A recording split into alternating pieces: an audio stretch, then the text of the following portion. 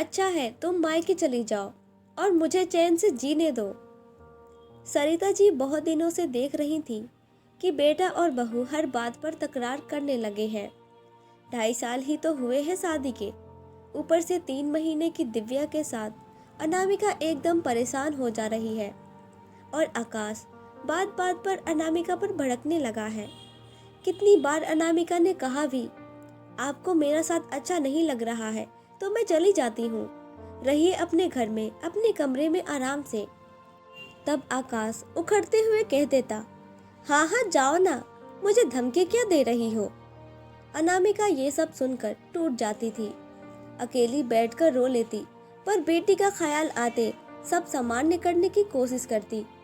साथ ही ये भी ध्यान रखती सासू माँ तक ये सब खबर ना पहुँचे, नहीं तो वो क्या सोचेंगी। पर सरिता जी की अनुभवी आंखें समझ रही थी कि बेटे और बहू के बीच बहुत समय से पहले जैसा प्यार नहीं रह गया है। उन्होंने पहले अनामिका से बात करना सही समझा और वो बेटे के ऑफिस जाते ही बहू के पास पहुंच गई, जो अपने बेटी को नहाकर तैयार करने में लगी थी। बहू क्या बात है, देख रही हूँ आजकल घर का माहौल बहुत बिगड़ा हुआ है।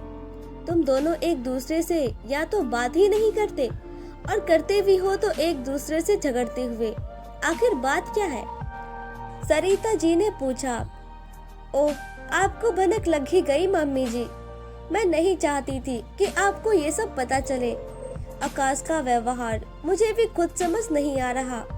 दिन भर 100 काम होते हैं और फिर उनकी चिड़चिड़ाहट से मेरा मन भी खराब होने लगा है। सोच रही हूँ कुछ दिनों के लिए मायके हो आऊं, पर फिर आप अकेली हो जाएंगी, ये सोचकर नहीं जा रही। अगर आप कहें तो चली जाऊं। अनामिका ने पूछा। बहू, तेरी हालत समझ रही हूँ मैं भी, पर पैरों में दर्द की वजह से तेरी ज्यादा मदद भी नहीं कर पाती। फिर दिव्या पूरी रात जगाए रखती है। तू ऐसा कर, अकेली जा सकती है तो चली जा मायके। वो रमिया को बोल देना हमारे लिए खाना भी बना दिया करेगी, जो पैसा बने वो ले लेगी, बाकी तो चिंता मत करना। सरिता जी बहू की परेशानी समझकर बोली। फिर क्या था, अनामिका फटाफट रात की तैयारी कर अपनी और बेटी की पैकिंग कर निकल गई। हाँ, सफर जरूर 5 घंटे का था, पर मायके जाने की खुशी में सब मंजूर कर लिया। शाम को आकाश घर आया तो घुसते ही कहा, अनामिका जरा कड़क चाय पिला दो, आज काम करके सिर फटा जा रहा है। कमरे में गया तो बिस्तर साफ सुथरा, दिव्या का भी सामान नजर नहीं आ रहे। माँ, ये अनामिका किधर है? आकाश गुस्से में पूछा। मायके भेज दिया उसको, सरिता जी ने इत्मीनान से कहा। पर क्यों? आकाश आश्चर्य से पूछा। बेटा, तुम ही तो कहते रहते थे जाने को, तो वो चली गई। अब तुम्हें बताकर क्या ही जाती, कौन सा तुम उससे सीधे मुंह बात कर रहे थे। सरिता जी आकाश के प्रति लापरवाही से बोली। ये तो कोई बात नहीं हुई, कहते हुए अनामिका को फोन लगा दिया। देख लीजिए, आपका कमरा बिल्कुल आपके हिसाब से छोड़कर आई हूँ। न मेरे कपड़े बिखरे हैं और न दिव्या का सामान इधर उधर फैला है। आप यही तो चाहते थे ना? अनामिका ने कहा। हाँ हाँ ठीक है, कहा आकाश ने फोन रख दिया।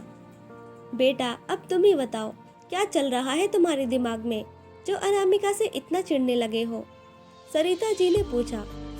माँ, मुझे अपने कमरे में जरा शांति नहीं मिलती। हर तरफ दिव्या का सामान रहता, रात भर ठीक से सो नहीं पाता, ऊपर से काम करके थक जाता हूँ। पहले अनामिका मुझ पे ध्यान भी देती थी, अब तो सारा समय बस बेटी पर लगा रहता। पहले मुझे बहुत अच्छा लगता था, वो मेरा कितना ध्यान रखती थी, मनपसंद खाना खिलाती थी, कपड़े निकाल कर रखती थी, पर अब कुछ नहीं करती।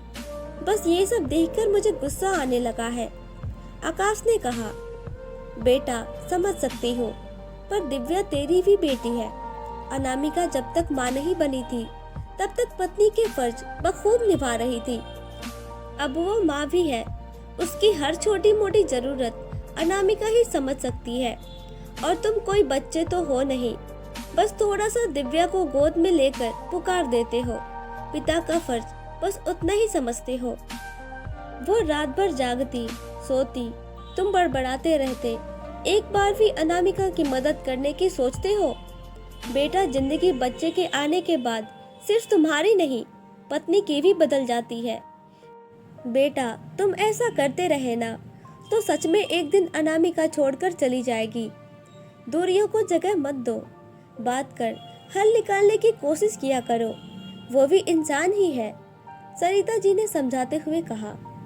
आकाश कुछ सोचते हुए बोला, माँ सच में मैं बस अपने बारे में ही सोच रहा था, अनामिका के बारे में कभी सोचा ही नहीं।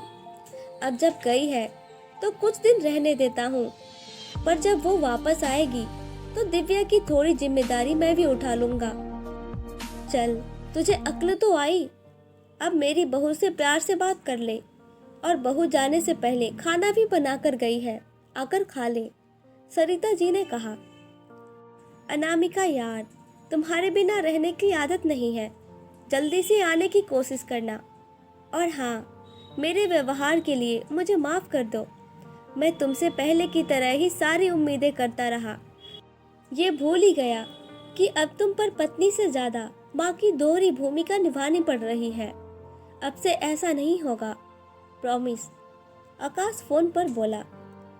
पता है आकाश, कभी कभी मुझे लगने लगा था कि अब तुम्हें मुझसे पहले सा प्यार नहीं रहा, तभी इस तरह व्यवहार करने लगे हो, अनामिका ने कहा।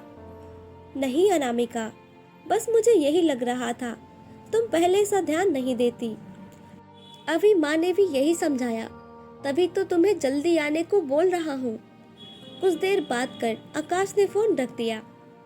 10 दिन बाद जब अनामिका घर आई, सरिता जी के चेहरे पर अब संतोष के भाव दिख रहे थे। कभी कभी दूर जाकर भी एक दूसरे को समझा जा सकता है, जो पास रहकर नहीं समझ पाते। दोस्तों, अब तो समय और बदल रहा है। अब तो हर लड़की चाहती है उसका पति हर कदम पर उसको सहयोग करे, जैसा वो करती है, पर कुछ पति समझना ही नहीं चाहते और ऐसा परिस्थितियां उत्पन्न हो जाती हैं। उम्मीद करती हूँ दोस्तों कि ये कहानी आप सभी को पसंद आई होगी। ऐसी ही ढेर सारी कहानियाँ सुनने के लिए हमारा चैनल जरूर सब्सक्राइब करें और लाइक शेयर करना ना भूलें। Thank you.